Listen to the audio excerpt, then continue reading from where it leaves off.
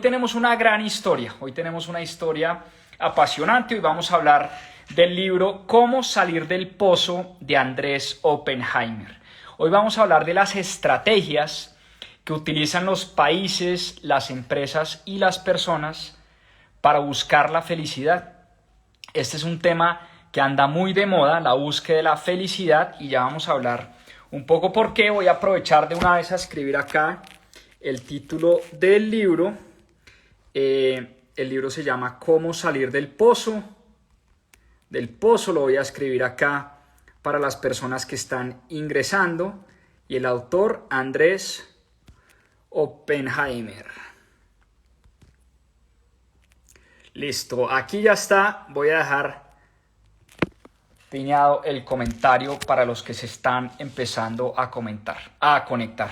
Bueno, hablemos un poquito del autor. Andrés Oppenheimer es un gran periodista, un periodista muy reconocido en Latinoamérica. Vive hace varios años en Miami, escribe para el Miami Herald, ha escrito varios libros, Sálvese quien pueda, Crear o morir, Basta de historias, Cuentos chinos. Creo que es la primera vez, si mal no estoy, que traemos un libro de Andrés Oppenheimer a Club de Lectura, pero es un autor que a mí en particular me encanta, me gusta mucho, me parece que hace unas crónicas periodísticas espectaculares, y uno leyendo a Oppenheimer aprende de muchos temas, aprende de muchos países, aprende y queda dateado de cosas bien interesantes. Así que los que no han leído a Oppenheimer, recomendadísimo. Y el libro de hoy, nuevamente, Cómo salir del pozo. Hoy vamos a hablar de la felicidad. ¿Y por qué está tan de moda la felicidad? Y es que a pesar de que hemos crecido como sociedad, a pesar de que cada vez tenemos más tecnología, más oportunidades, sin duda estamos mejor hoy que lo que estábamos hace 30, 40 o 50 años. Hay más ciencia, hay más vacunas, hay más tecnología, hay más redes sociales, hay más trabajos, hay muchas más comodidades en el mundo. Hay una ola de descontento que recorre nuestro planeta. Y es una gran paradoja, porque a pesar de que cada vez somos más desarrollados como planeta y como mundo, nos sentimos cada vez menos felices. Hay una encuesta muy triste que la hace Gallup, donde habla de la satisfacción de la gente, los niveles de satisfacción de la gente en términos generales, y esos niveles de satisfacción han ido bajando en los últimos 5 o 10 años. Y la gran pregunta que trata de responder Andrés Oppenheimer es ¿por qué? ¿Qué hace que los países, que las empresas y que las personas sean felices? ¿Cómo podemos buscar la felicidad a través de ciertas prácticas de las que vamos a hablar hoy? Pero sobre todo, ¿por qué se está dando esta ola de descontento en el mundo? Y hemos visto, el libro empieza, el capítulo introductorio habla, por ejemplo, Chile venía de unos años de progreso económico impresionante, y aún así Chile vino un descontento, una ola de descontento, unas manifestaciones brutales. Incluso la gente quiso cambiar la constitución en Chile, eligen a un presidente de izquierda, a Boric. En Colombia venía creciendo a tasas del 6, casi 7% después de la pandemia. Era uno de los países en el mundo que más crecía desde el punto de vista económico, y aún así se elige a Gustavo Petro, presidente de izquierda. En Perú se elige a Pedro Castillo. En el Reino Unido, aun cuando las tasas de crecimiento habían sido altas en los últimos 10 o 15 años, la gente vota para salirse del Reino Unido en el famoso voto del Brexit. Túnez, uno de los países que más crecía en el África, pues tuvo unas manifestaciones brutales de la gente que terminó derrocando al gobierno.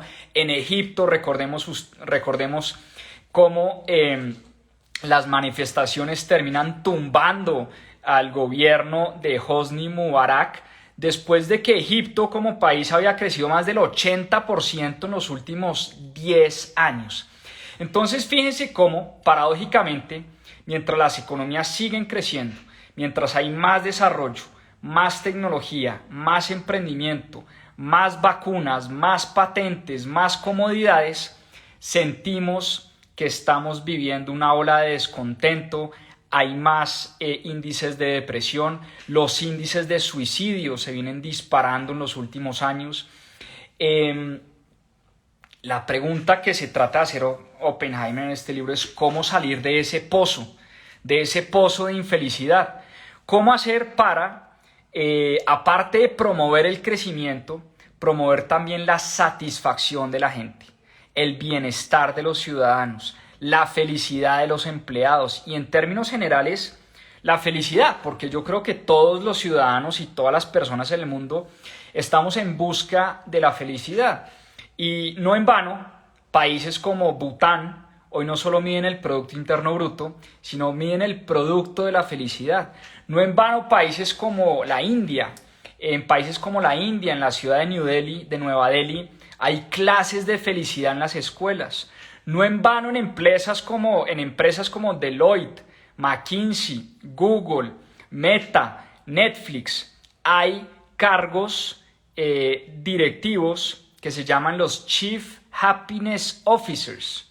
O sea, también ya hay un cargo directivo que se encarga de la felicidad de la gente.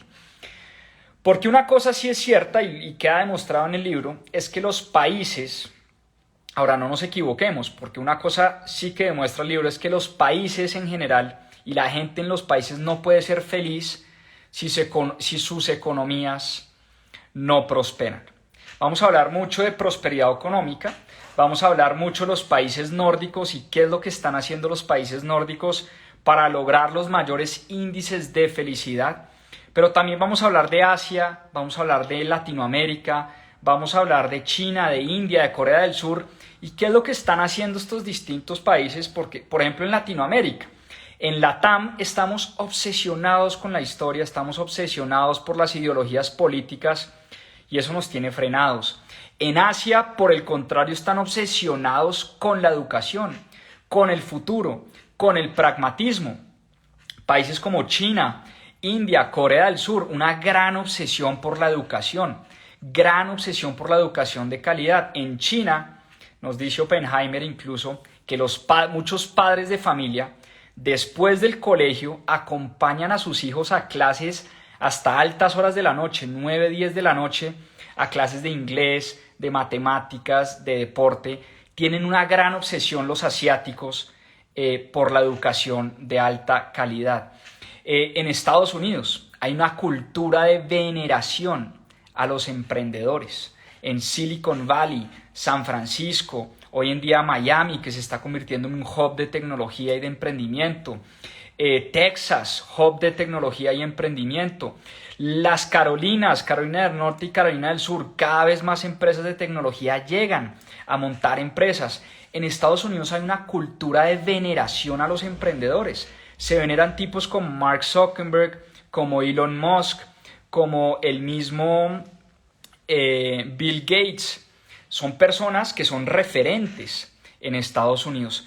Acá no la pasamos es entrevistando a políticos. Si ustedes sintonizan cualquier emisora en Colombia, por ejemplo, Blue Radio, la FM, la W, todos los días, a todas horas, entrevistan a políticos, todo el día. Estamos obsesionados con la política, estamos obsesionados y guiados por nuestras ideologías.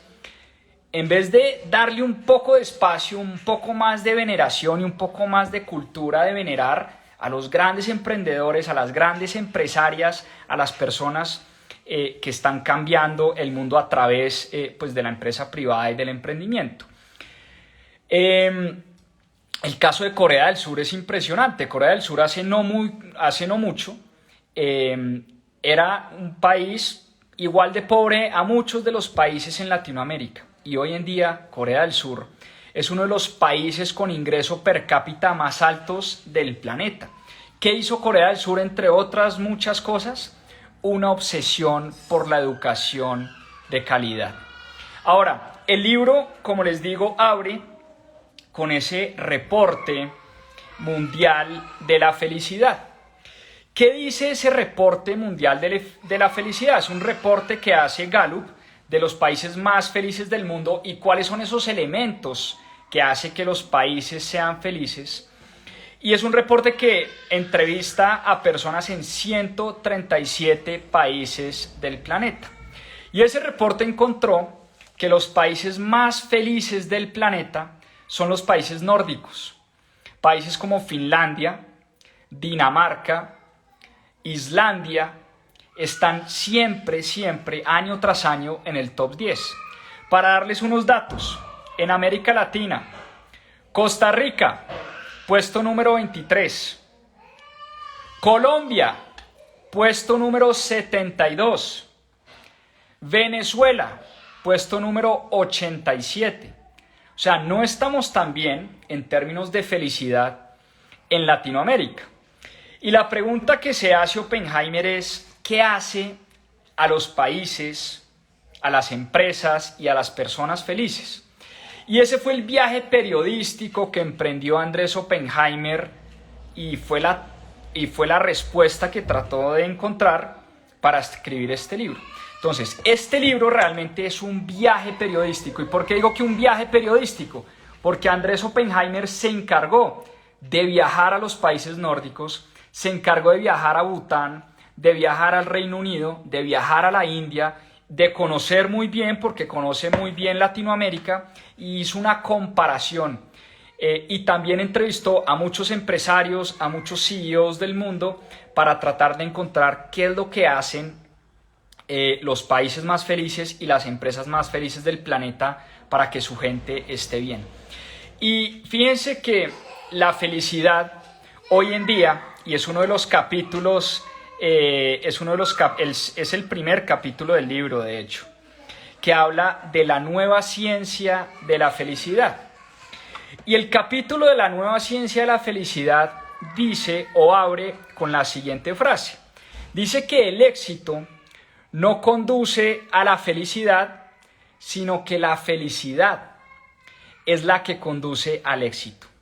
Qué interesante. Muchos de nosotros creemos que si somos exitosos en la vida, vamos a ser felices. Y resulta que lo que encontraron los estudios sobre felicidad es que para llegar a tener éxito en la vida hay que ser feliz. Es al revés. No es el éxito lo que nos va a llevar a la felicidad, sino es la felicidad lo que conduce al éxito. Y se han encontrado cosas fascinantes. Por ejemplo, la gente optimista, óiganme bien, vive hasta 6 años más que la gente pesimista. Eso está demostrado por estudios y por ciencia. La gente optimista tiene mejor salud. La gente optimista y la gente feliz es más productiva en el trabajo, es más creativa. Y les voy a dar un dato y aquí una confesión abierta a todos los que me están oyendo. Yo soy pesimista y soy negativo por naturaleza, soy nervioso, soy ansioso. Biológicamente creo que así estoy construido.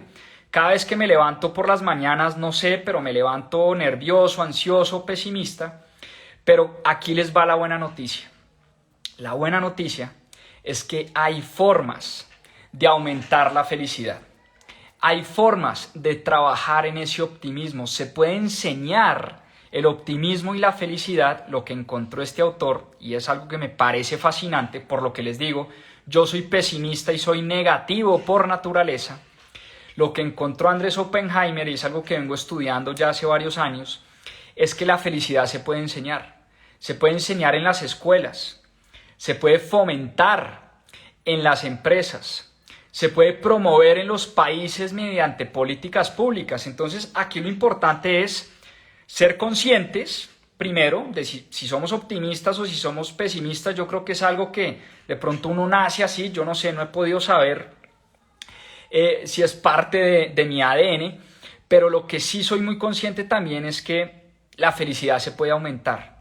El positivismo se puede fomentar. Y muchos de estos autores de la felicidad recomiendan varias cosas, y les nombro algunas. La primera, escribir en una lista todas las noches las cosas positivas que nos pasaron durante el día.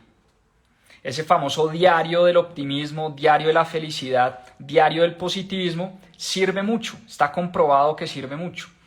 Segundo, mejorar la calidad de las relaciones. Andrés Oppenheimer nos habla incluso de que la gente casada es más feliz. Uno que hace mucho chiste de que los casados son infelices y que no hay nada más aburrido que el matrimonio. Y bueno, todos los chistes jocosos que hay sobre el matrimonio, pues hay estudios que demuestran que la gente casada es más feliz, vive más tiempo. Y número 3, esto no me lo van a creer, pero encontraron que si uno practica la sonrisa, así sea una sonrisa falsa, literalmente pararse ante un espejo y sonreír, así sea una sonrisa forzada, eso empieza a acostumbrar al cerebro a tener pensamientos más positivos, pero además físicamente el cuerpo empieza a liberar endorfinas, empieza a liberar químicos que nos hacen sentir mejor, así la sonrisa sea falsa. Entonces, ahí les dejo un par de tips para los que, como yo, son más nerviosos, más ansiosos, más negativos, un par de tipsitos que les pueden ayudar a combatir esa infelicidad, a combatir el negativismo. Y Andrés Oppenheimer conoció en una conferencia sobre la felicidad a uno de los padres de la felicidad, del estudio de la psicología positiva, que es el doctor Martin Seligman. Y el doctor Martin Seligman, para que anoten este nombre, porque ha escrito varios libros sobre este tema de la felicidad, es un profesor y un investigador sobre el tema de la felicidad. Y Martin Seligman empezó la conferencia a la que atendió Andrés Oppenheimer de la siguiente manera. Puso 2 tableros. En un tablero escribió la siguiente pregunta: ¿qué es lo que tú más deseas para tus hijos? Y le hizo la pregunta al público. Y la gente empezó a responder: que mis hijos sean más felices, que tengan buena salud, que tengan muchos amigos, que puedan sobreponerse a los fracasos. Y en el otro tablero, Martin Seligman escribió la siguiente pregunta: ¿qué cosas le enseñan a tus hijos en la escuela? Entonces la gente respondía: matemáticas, álgebra, español, biología, química, física. Y al final la conclusión de Seligman pues saltaba a la luz.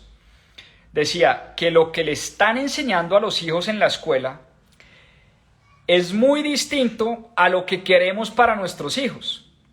Queremos para nuestros hijos pues que sean felices, que tengan buena salud, que tengan buenos amigos, que puedan sobreponerse a los fracasos.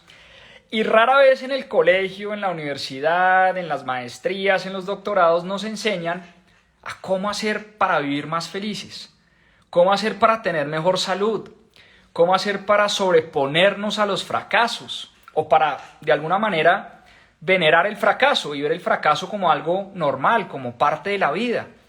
Por el contrario, en muchos colegios, en muchas escuelas, en muchas universidades, lo castigan a uno cuando uno saca malas notas. Pues uno es el bobo del salón cuando le va mal en el colegio, uno es el que no tiene capacidades, uno es el que no tiene talentos, cuando generalmente está por debajo del promedio de la clase. Entonces Martin Seligman empezó a estudiar estos temas de la felicidad y empezó a darle un enfoque muy distinto. Y él además es terapeuta, porque es psicólogo, y es terapeuta y ayuda a personas y a empresarios pues a salir como de ese hueco o de ese pozo. Pero como psicólogo se dio cuenta que con un pequeño cambiecito la mente de sus pacientes empezaba a cambiar. ¿Y cuál fue ese pequeño cambiecito en sus terapias? Es que él empieza todas sus terapias preguntándole a sus pacientes todo lo que anda bien en sus vidas. Y empieza con el ejercicio preguntándole a sus pacientes y poniendo a sus pacientes a escribir todo lo que anda bien en sus vidas. ¿Por qué? Porque empezó a descubrir que si uno construye sobre las cosas buenas, estas se potencian mucho más. ¿Qué hace generalmente un coach, un psicólogo, una psiquiatra? Cuando uno va donde el psicólogo, cuando uno va donde la psiquiatra, cuando uno se sienta a hablar con una coach, lo primero que le pregunta a uno el coach o el psicólogo es: bueno, cuénteme, ¿qué le pasa? ¿Por qué está mal? ¿Por qué está triste? Entonces pues uno empieza a desahogarse, ¿no? No, es que mi esposa tal cosa, es que mi trabajo, es que mi jefe me trata pésimo, odio mi trabajo, odio mi vida, y uno se empieza a desahogar. Pues resulta que Martin Seligman le dio la vuelta a esa terapia y empieza todas sus terapias con sus pacientes a preguntarles todo lo que anda bien. Y ese simple cambiecito le ha dado unos muy buenos resultados. En resumen, el tema de la felicidad está de moda. Las clases, oigan bien este dato, las clases más apetecidas en las mejores universidades del mundo, les estoy hablando de Harvard, Columbia, Yale, MIT, son clases que hablan sobre la felicidad. Son las clases que se llenan y eso lo único que demuestra es el enorme descontento que estamos viviendo. La búsqueda por la felicidad se volvió un tema cada vez más importante. Hoy las empresas, como les decía, están contratando Chief Happiness Officers, así como contratan Chief Executive Officers o CEOs o Chief Financial Officers, CFOs, pues hoy muchas empresas del planeta están contratando jefes de la felicidad, departamentos enteros dedicados a la felicidad de su gente. Y dice Martin Seligman y dice Andrés Oppenheimer que esta carrera se va a convertir en una carrera muy popular. Y hay muchas historias fascinantes en el libro. Les voy a contar sobre 2 historias que me impactaron bastante. Una es la historia de una empresa de zapatos que envió a 2 vendedores al África a vender zapatos. Y uno de los vendedores llamó al jefe un día y le dijo: jefe, malas noticias. En este país la gente no usa zapatos. Usted me trajo a vender zapatos y resulta que en este país la gente no usa zapatos. Unas pocas horas después, el segundo vendedor llama al jefe y le dice: jefe, excelentes noticias, usted no se imagina. Al país al que usted me mandó, la gente no usa zapatos. Misma situación, un país donde la gente no usaba zapatos. Uno de los vendedores llama al jefe y le dice: parce, malas noticias, aquí nadie usa zapatos. Y otro de los vendedores llama al jefe y le dice: parce, buenísimas noticias, aquí la gente no usa zapatos. Tenemos una oportunidad enorme de llenar este país de zapatos. ¿A quién creen ustedes que le va mejor en la vida? ¿A quién creen ustedes que va a vender más zapatos?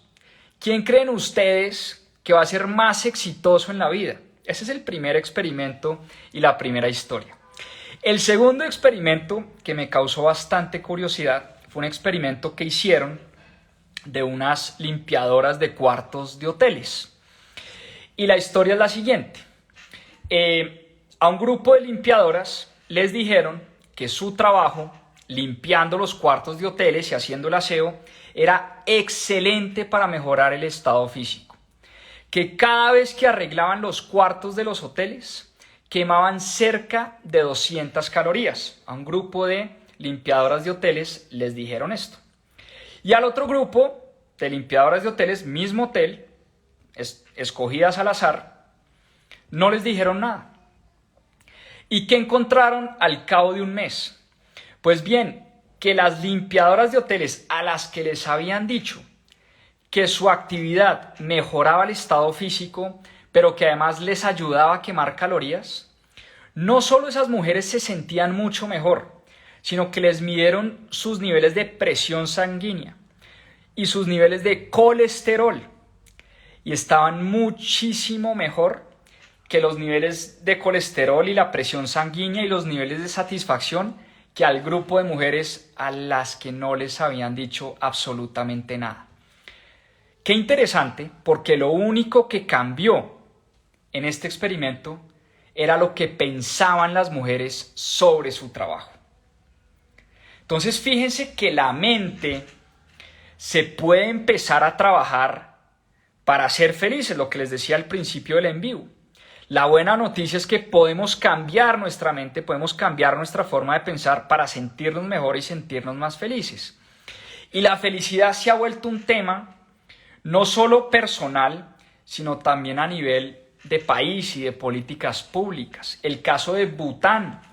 Bután es el primer país, óiganme bien, en ponerse la meta de aumentar los niveles de felicidad de la gente. Andrés Oppenheimer viajó a Bután, porque en Bután no solo miden el Producto Interno Bruto, sino la felicidad bruta de su gente, miden la felicidad, diseñan políticas públicas específicas para aumentar la felicidad. El caso de la India. En Nueva Delhi, en India, el gobierno se dio cuenta que los niños felices aprendían mucho más fácil. Y la ministra de Educación en India, en Nueva Delhi, en la ciudad de Nueva Delhi, como la secretaria de Educación de Nueva Delhi, no la ministra de Educación de India, sino la secretaria de Educación de Nueva Delhi, empezó a diseñar políticas para que en más de 3.000, si mal no recuerdo, en más de 3.000 escuelas de la ciudad se empezaran a dar clases de felicidad. ¿Y en qué consistían estas clases de felicidad? Los niños llegaban a la clase y tenían sesiones de meditación al principio y al final de la clase. Los niños tenían sesiones donde les contaban historias sobre el fracaso. Les contaban la historia de Alexander Graham Bell, les contaban la historia de Michael Jordan, de cómo estos personajes habían fracasado muchas veces, los hermanos Wright, que antes de volar su primer avión, pues habían fracasado 200 o 300 veces, y al final ponían a los niños a sacar conclusiones sobre las historias del fracaso. ¿Qué más ponían a hacer a los niños en esas clases de felicidad? Los ponían a trabajar en equipo y sobre todo les daban les ponían una tarea de ayuda a la comunidad. Se empezaron a dar cuenta que la ayuda a los demás incrementaba los niveles de felicidad en las clases. Y al final empezaron a medir los resultados de estos niños en las pruebas de inglés, de matemáticas, de física, y encontraron que pues esta ciudad aumentó los niveles de educación en gran parte porque empezaron a dar clases de felicidad en las escuelas. Como les digo, el reporte mundial de la felicidad, ese reporte que sacó Gallup, encontró que los países más felices del planeta son los países escandinavos. Ahora, uno se pregunta, ¿cómo es posible que la gente viva mucho más feliz en un país frío, en países helados, no fríos, helados, donde sale muy poco el sol, donde en general la gente tampoco tiene fama de ser muy amigable y muy querida, como los latinoamericanos? Los latinos somos queridos, dicharacheros, nos abrazamos, somos cercanos. Estos países nórdicos la gente es bastante distante. Y por eso Andrés Oppenheimer viaja a Dinamarca, viaja a Finlandia, viaja a Noruega, viaja a Suecia. ¿Y qué encontró? Encontró primero que la gente goza de muy buena salud. Encontró que la gente, aún en ese frío tan hijo de madre, se clava en el agua fría, se clava en el mar y hace unas terapias de frío y calor. Gozan de muy buena salud. Hay niveles muy bajos de corrupción en estos países, son los países menos corruptos del mundo. Empiezan a encontrar correlación entre felicidad y corrupción. Hay mucha confianza en el gobierno, cosa que no pasa, por supuesto, en Latinoamérica. La gente en Dinamarca confía en su gobierno, la gente en Noruega, en Suecia confía en su gobierno. Es en los países del mundo donde más impuestos se pagan. Uno creería que entre uno más impuestos paga, uno más infeliz es. Pues no, resulta que aun cuando se pagan muchos impuestos en esos países, la gente confía en el gobierno. Hay bajos niveles de corrupción, la gente se ayuda. Son países muy fríos, con inviernos bastante rudos. Y la gente en esas épocas de invierno se ayudan, viven en comunidad, hay mucho trabajo voluntario. Son países donde los impuestos se ven, la inversión de los impuestos se ven. Entonces, hay confianza. Cosas curiosas. Los políticos, primero, van al Congreso en bicicleta. Eso es muy curioso. Por lo menos en mi país, en Colombia, los políticos van al Congreso en camionetas blindadas y paran el tráfico y arman un desmadre en las calles porque ahí va un político que va para el Senado, ¿no? No, en Noruega, en Dinamarca, en Finlandia, los políticos llegan en bicicleta como cualquier ciudadano y llegan allá a legislar. Cosas muy curiosas. Dice Andrés Oppenheimer que estaba entrevistando a un político de derecha y le dijo el político al final de la cita: oiga, qué pena que me tengo que ir, tengo clase de karate. Entonces a Oppenheimer le causó mucha curiosidad y le dijo: ¿cómo así que clase de karate en el Congreso? Sí, es que nosotros, después de que se cierra la sesión, compartimos pues con los colegas del Congreso a clases de karate, clases de yoga, digamos que tenemos varias clases acá, y pues Oppenheimer le dijo: pero venga, ¿y usted tiene clases de karate con opositores, con gente de izquierda, con gente de otros partidos?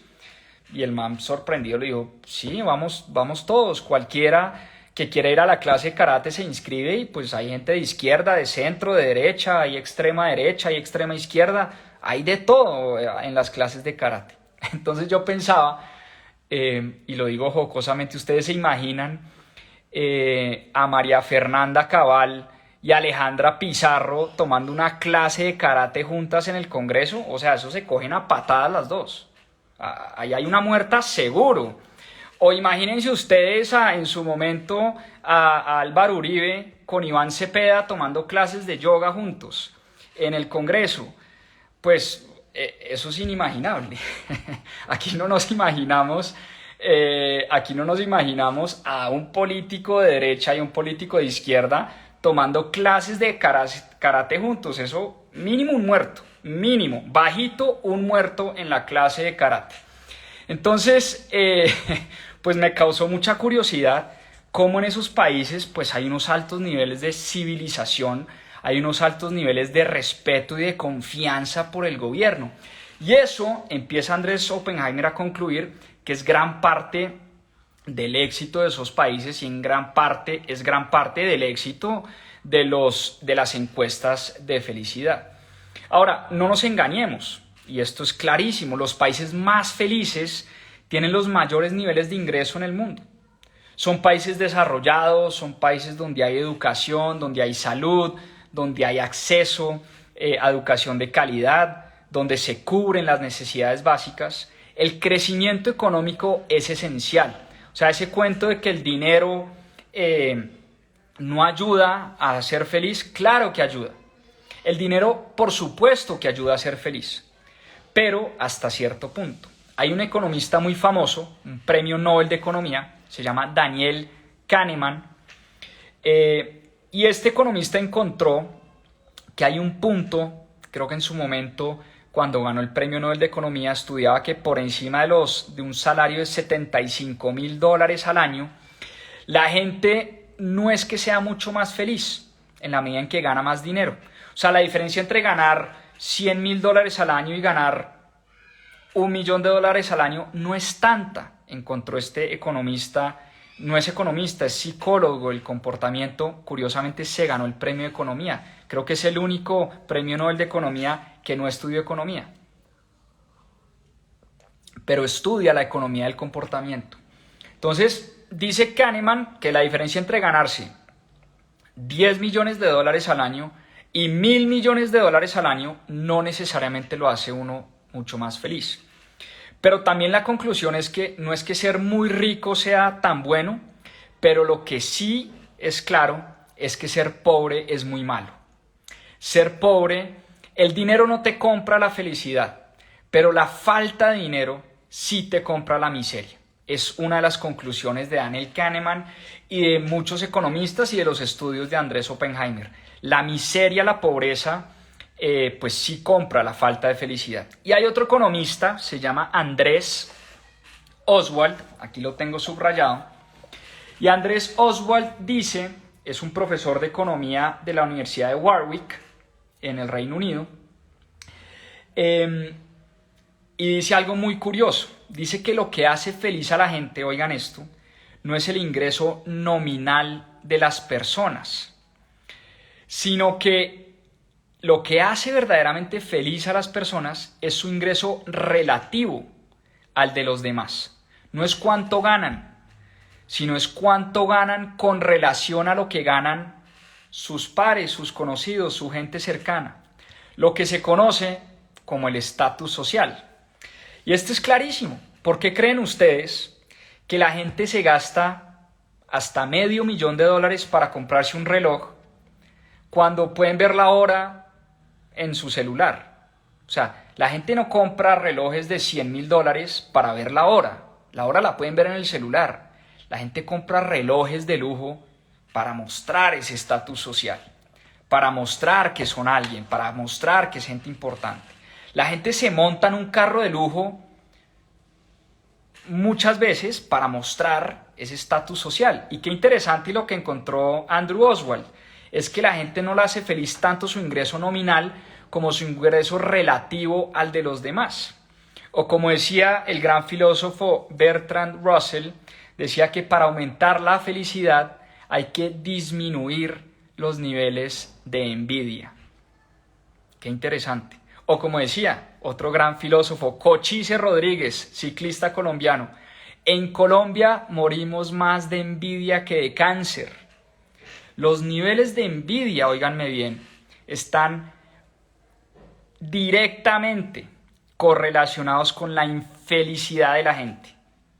A más envidia, más infelicidad. Ojo con la envidia, porque la envidia nos vuelve infelices. Y por eso, como decía Russell, para aumentar la felicidad hay que disminuir los niveles de envidia. Muy bien, ahora sí empecemos a hablar y a decir qué podemos hacer las personas para aumentar los niveles de felicidad. Varias cosas. Primero, encontrar un propósito en la vida, importantísimo. Encontrar un propósito en la vida da mucha felicidad. Trabájenle a eso porque está comprobado que las personas con propósitos elevados son más felices. El trabajo voluntario, la ayuda a los demás. Por ahí Tony Robbins decía que el secreto de la vida está en dar. Entre más damos, entre más entregamos, entregamos nuestros talentos, nuestras pasiones y damos servicio a los demás, es una de las cosas que más felices hacen al ser humano. Otra cosa que hace muy feliz al ser humano, el contacto con la naturaleza. El contacto con la naturaleza también.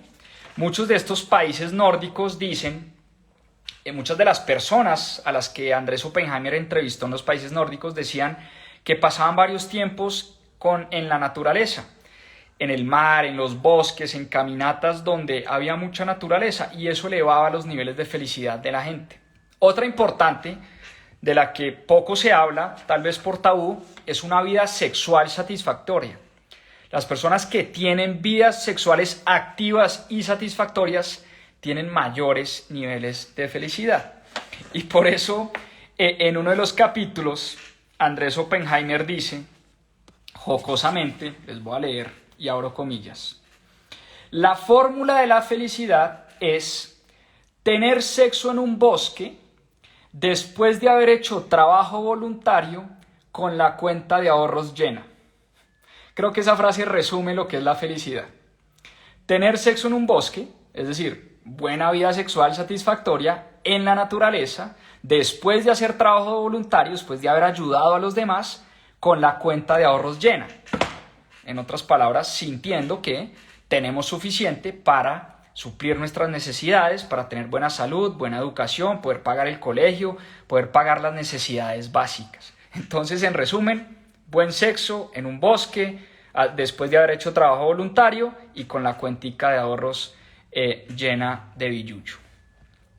Bueno, pasemos a hablar de la felicidad en las empresas, que es uno de los capítulos que, por obvias razones, más le puse atención, porque pues yo soy emprendedor, soy empresario, y por supuesto me causa curiosidad qué es lo que hace que los empleados y la gente que trabaja en las empresas sean más felices. ¿Por qué? Porque está demostrado que la gente feliz es más productiva, es más creativa, y eso puede ayudar a elevar los niveles de productividad en la empresa y los niveles de ingresos, de utilidades, en fin, hay una correlación directa entre la felicidad de las personas y de los empleados y la productividad de las empresas. Pero hay una cosa muy triste, y es que la primera causa de descontento en el mundo no es la pobreza, no es la falta de salud, no es la adicción a la tecnología o a las redes sociales. ¿Saben cuál es la primera causa de descontento en el mundo? es la infelicidad en el trabajo. Gallup hizo esta misma encuesta donde encontró que solo el 20% de las personas se sienten estimuladas en el trabajo. Es un dato tristísimo. Yo creo que estamos viviendo una pandemia en el mundo. Y la pandemia que estamos viviendo es la infelicidad, los niveles de insatisfacción que se viven en el trabajo. ¿Y qué se puede hacer? Y hay varios ejemplos. De empresas que están trabajando duro por la felicidad. McKinsey, Procter & Gamble, Google, Netflix, Amazon. Muchas compañías hoy están trabajando por la felicidad de sus colaboradores, de sus empleados. ¿Y qué encontró Andrés Oppenheimer como varios comunes denominadores que tienen estas compañías para hacer que su gente trabaje más feliz? Primero, en estas empresas la gente tiene un propósito común, que ya les voy a decir por qué para mí esta es la más importante. Segundo, la gente que está feliz en el trabajo es la gente que sabe exactamente qué se espera de esa persona. Esa falta de comunicación a veces es muy nociva en el trabajo y esa falta de claridad sobre todo es muy nociva. Tercero, bien importante, a la gente le gusta, por supuesto, ser tratada con respeto por sus jefes. Hay jefes demasiado déspotas que tratan mal a la gente, que le gritan a la gente, que se sienten más que la gente. Y a la gente le gusta que la traten con respeto. Es gran parte de la felicidad en el trabajo. Número 4, que se tenga en cuenta su opinión. Eso es bien importante. A la gente le gusta que sus jefes y también sus compañeros que tengan en cuenta la opinión de las personas dentro del trabajo. Que haya esa comunicación fluida. También las empresas más felices o donde la gente trabaja más feliz son empresas donde se toman en serio la salud física y mental de los trabajadores. Google invierte muchos miles de millones de dólares en la salud física y en la salud mental de los trabajadores. Muchísimo dinero. Promueven el ejercicio, promueven el yoga, promueven el mindfulness, promueven la meditación. Esas prácticas de salud y esas prácticas de salud física y mental son muy comunes en muchas compañías hoy. Otra de las cosas, esta me causó curiosidad, es el ejemplo que dan los jefes dentro de las empresas. La gente sigue lo que el jefe hace muchas veces, lo que el líder hace. Uno termina pareciéndose mucho a la persona con la que más trabaja. Y en muchas compañías uno con el que más trabaja es con el jefe directo. Si el jefe directo es un vago, no hace nada, trata mal a la gente, es irrespetuoso, uno muchas veces termina copiando esas actitudes. Por ahí dicen que uno es el resultado de las 4 o 5 personas con las que más tiempo pasa en la vida. Y si uno pasa muchas horas del día en el trabajo y uno solo está rodeado de gente irrespetuosa, de gente que no cuida su salud, de gente que no cuida su salud física, su salud mental, uno terminará pareciéndose a esa gente. En Google regalan cerveza, regalan comida gourmet, dan clases de yoga, ponen a Clinton, a Barack Obama, a Lady Gaga a dar conferencias. Bueno, hay un mundo de perks y de beneficios para los empleados. Netflix, por ejemplo, no tiene límite en los días de vacaciones que le da a sus empleados. Se mueve mucho la confianza dentro de Netflix. Y es que la gente en los trabajos no renuncia a la empresa, generalmente renuncias a un mal jefe. Generalmente a las empresas que les va bien son empresas que han logrado capacitar a su equipo de liderazgo para que traten bien a las personas, para que acompañen a las personas, para que inspiren a las personas. Porque la gente en un trabajo renuncia es al jefe, no a la empresa.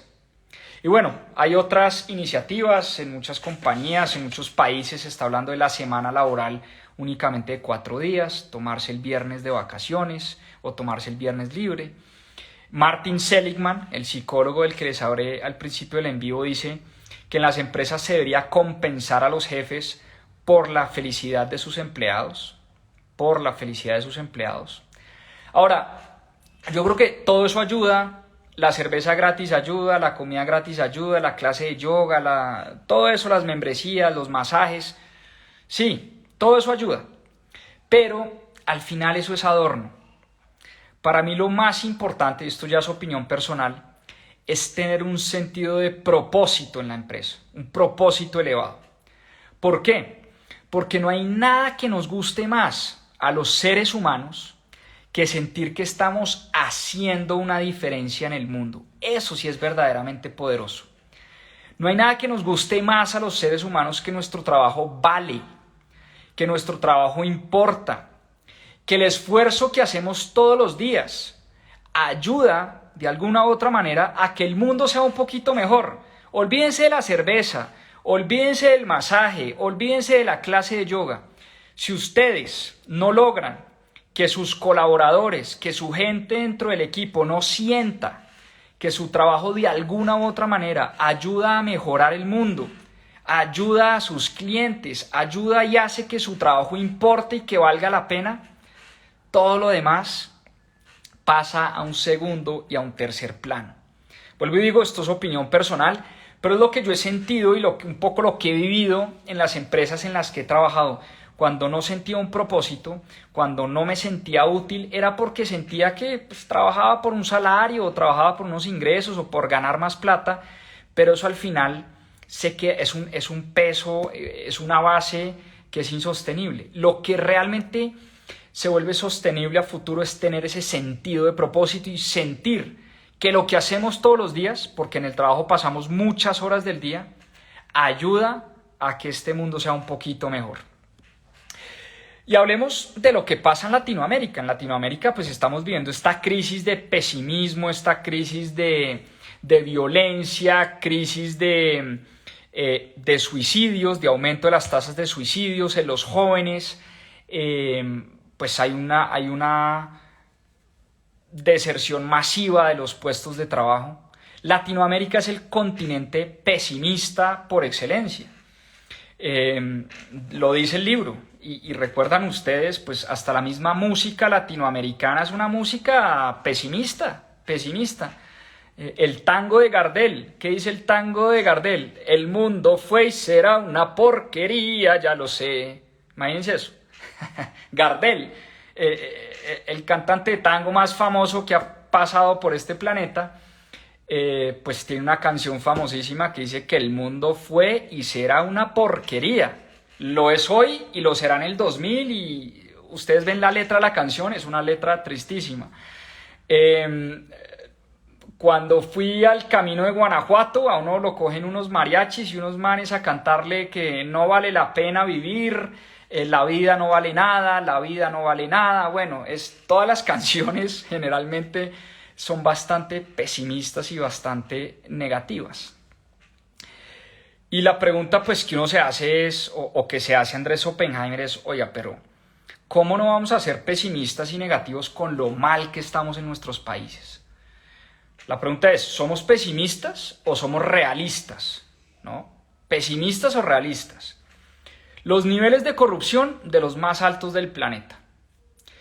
Los niveles de desigualdad igual. Estamos muy mal en niveles de desigualdad y en encuestas de niveles de desigualdad. La educación pasando por una catástrofe total. Después del COVID-19 en Latinoamérica se perdieron más días de clase, ojo a este dato, se perdieron más días de clase que en cualquier otra parte del mundo y eso a la región le costará cerca de 2 o 3 puntos del Producto Interno Bruto más adelante. Los niños que les tocó vivir la pandemia y no fueron al colegio son niños que en el 2040, 2045 van a sufrir mucho. Ojo con esto. Y nos va a costar recuperar esos años que perdimos de aulas en el salón de clase. Producimos muy pocas patentes a nivel mundial, creo que cerca del 2% de las patentes en el mundo. Seguimos dependiendo de las materias primas, la corrupción es rampante. Guatemala, Honduras, Venezuela, los países más corruptos del planeta. Entonces, cuando uno ve las cifras y las estadísticas en Latinoamérica, uno dice, es que no sea pesimista, es que somos realistas. Pero eso es como la forma de ver el vaso medio vacío. como lo veríamos muchos de los pesimistas del mundo, como yo. Pero por otro lado, hay muchos que ven el vaso medio lleno. Y es que Latinoamérica también es una tierra de oportunidades. Y les doy varios ejemplos. Las compañías cada vez quieren diversificar más su dependencia con China. Y se está dando un fenómeno llamado el nearshoring. Las empresas cada vez quieren tener sus cadenas de suministro cerca. El nearshoring para México, por ejemplo, será una oportunidad histórica, si lo aprovecha bien.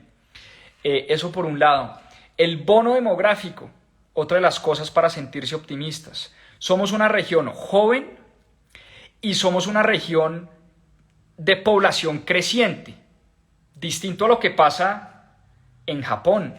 Japón es un país lleno de viejitos y además es un país donde cada vez hay menos gente.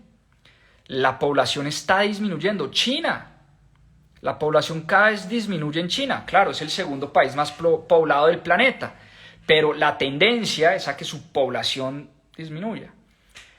En Latinoamérica no, la población está creciendo y eso es, digamos, bueno en términos económicos para la región. Entre más gente, pues se producen más cosas, hay más mercado, digamos que tiene unas cosas desde el punto de vista económico positivas, pero además somos una región joven.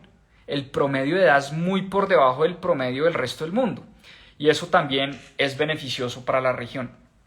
Una geografía privilegiada.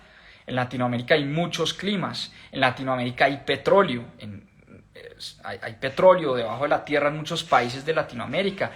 Nos guste o no, seguiremos dependiendo del petróleo por muchos años. Ya depende de los países si quieren aprovechar o no esos booms petroleros. Pero también tenemos una geografía privilegiada, distintos climas. Hay climas fríos, hay climas templados, hay climas calientes. El tema de las energías renovables. Ustedes sabían que somos la región que más tiene litio en el planeta. ¿Qué quiere decir esto? Si queremos llenar el mundo de carros eléctricos, si Tesla quiere llenar el mundo de carros eléctricos, Mercedes-Benz quiere llenar el mundo de carros eléctricos, General Motors quiere llenar el mundo de carros eléctricos, si en Europa se van a prohibir los carros a gasolina y van a llenar Europa de carros eléctricos, para hacer carros eléctricos se necesita litio, se necesita para producir esas energías verdes. Y hay una creciente demanda de litio en el mundo. Y en Argentina, Chile y Bolivia son los países que más tienen litio en el planeta. Pero también en Perú y en México hay litio. O sea, también hay una gran oportunidad. Ojo a este dato, somos la región con el mayor crecimiento de startups en el mundo. Yo no sabía esto. Imagínense, la región donde más se crean startups. Ahora, que esas startups sean exitosas o no, eso es otro cuento. Pero es la región del mundo donde más se crean startups en el planeta. El turismo en Latinoamérica está despegando de manera fuerte. Cada vez más turistas en México, en Bolivia, en Colombia, en Argentina, en Chile, en toda la región. El turismo viene despegando muy fuerte, sobre todo después de la pandemia. Entonces, fíjense cómo uno siempre puede ver el vaso medio lleno o puede ver el vaso medio vacío. Recuerden ustedes, no se les olvide, que la gente que ve el vaso medio lleno es gente más feliz, que vive más años, con menos nivel de estrés, con más dopamina en el cuerpo, en fin, todo lo que ustedes quieran. Y siempre en una misma situación. Recuerden la historia de los dos vendedores de África. O puede haber una gran oportunidad o puede haber pues una gran catástrofe. Un país donde nadie usa zapatos, pues una catástrofe. Un país donde nadie usa zapatos, una gran oportunidad para una empresa que vende zapatos. Entonces, pues es un poco el mensaje también de Andrés Oppenheimer. Para cerrar, el libro cierra, el último capítulo, con las 10 recetas. 10 recetas. ¿Para qué? Para salir del pozo. Se las voy a enumerar una por una, aunque ya hemos hablado un poquito de cada una de ellas a través del envío. Primero, crecer la economía. ya vimos que hay una correlación directa entre crecimiento económico de los países y felicidad de los países. Segundo, vivir en democracia. Aquí lo decían, Venezuela es una dictadura. Muy difícil vivir feliz en Venezuela. Muy, muy difícil vivir feliz en un país como Venezuela, donde no hay libertad. Los países donde no existe la libertad, hay muy bajos niveles de felicidad. Número 3, combatir la corrupción. Lo vimos en los países nórdicos. La gente paga impuestos, pero paga impuestos feliz porque los impuestos se ven, porque los niveles de corrupción son muy bajos, porque la gente confía en sus políticos, confía en la gente que toma las decisiones. Número 4, dar clases de felicidad. Hemos visto cómo no es que dejemos de dar clases de matemáticas, de inglés y de biología para dedicarnos solo a dar clases de la felicidad, no. Son complementarias. Uno puede en los colegios, en las universidades, en las maestrías, empezar a dar clases de felicidad, como lo hacen en Nueva Delhi, y al mismo tiempo elevar los niveles de inglés, de matemáticas, de química, de física, que de todas maneras son cosas muy importantes y cosas de las que tenemos que aprender. Número 5, medir la felicidad. Ya lo decía Peter Drucker, que lo que no se mide no se puede mejorar, y por eso si no medimos los niveles de felicidad como los miden en Bután, va a ser muy difícil saber si estamos mejorando en ese sentido. Número 6, tener un propósito. Hablamos mucho de tener ese propósito elevado, sobre todo en las empresas. Traten de encontrar ese propósito que une a sus colaboradores. Eso que hace que sus colaboradores dentro de la empresa trabajen por un bien común, trabajen por un bien elevado, por un fin elevado, por dejar este mundo un poquito mejor de lo que lo encontramos. Número 7, aumentar las actividades comunitarias. Vivir en comunidad. El libro también encontró que la gente, por ejemplo, que va a misa y es parte de una religión, no porque la religión per se haga más felices a las personas, sino porque generalmente la gente que practica una misma religión es gente que vive en comunidad, es gente que se ayuda con su comunidad, con su pequeño grupo, y está comprobado que la vida en comunidad hace que las personas sean mucho más felices. Número 8, buscar más espacios con la naturaleza, más espacios verdes, salir a caminar a un bosque, dar un paseo por la naturaleza, salir al mar. Ese contacto con la naturaleza también está comprobado que eleva los niveles de felicidad. Número 9, esta me gusta mucho, estar menos obsesionados con el estatus social. Lo vimos con el ejemplo de los relojes. Comprarme un reloj de $500,000, no para ver la hora, sino para demostrarle a la gente que tengo más. Eso, pues, es un poco la fórmula para la infelicidad. Como decía Bertrand Russell, los niveles de egoísmo matan los niveles de felicidad, y por eso estar menos obsesionados con qué dirán los demás, el estatus social, cómo me ven los demás, cómo me ve la otra gente. Yo quiero mostrarle a los demás que tengo mucho dinero, que tengo mucho poder. Eso al final termina jugando en contra de nuestra felicidad. Y finalmente, y un poco relacionado con lo que dijimos de Latinoamérica, mirar hacia el futuro, mirar hacia adelante. Como decía el filósofo Daddy Yankee, lo que pasó, pasó. Y lo que pasó, pasó, ya no se puede cambiar. Lo que pasó atrás, lo que pasó en el pasado, ya no lo podemos cambiar. Ya no hay nada que hacer con lo que ya pasó. Y por eso una de las cosas que hacen felices a las personas son las que logran ver el futuro, mirar hacia adelante, tratar de cambiar lo que ya pasó y más bien aprender de los fracasos, aprender del pasado, pero para trabajar por un mejor futuro. 8 p.m., una horita de club de lectura. Aquí lo tienen, Andrés Oppenheimer, cómo salir del pozo, las claves de países, empresas y personas en busca de la felicidad. Espero les haya gustado este libro. Todo lo de Oppenheimer es espectacular. Tiene varios libros, Sálvese quien pueda, Crear o morir, basta de historias, cuentos chinos, bueno, un montón de libros fascinantes. Compren el libro, léanlo porque es fascinante todo lo que hay en este libro.